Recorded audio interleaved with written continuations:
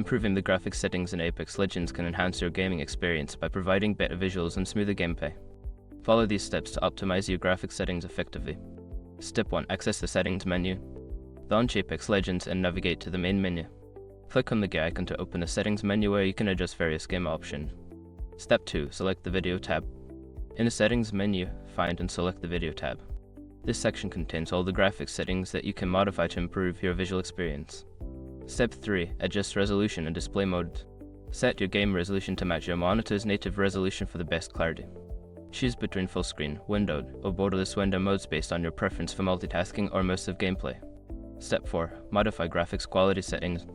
Scroll through the graphics quality options and adjust settings such as texture quality, shadow quality, and anti-aliasing. Lowering these settings can improve performance, while increasing them can enhance visual fidelity depending on your system's capabilities.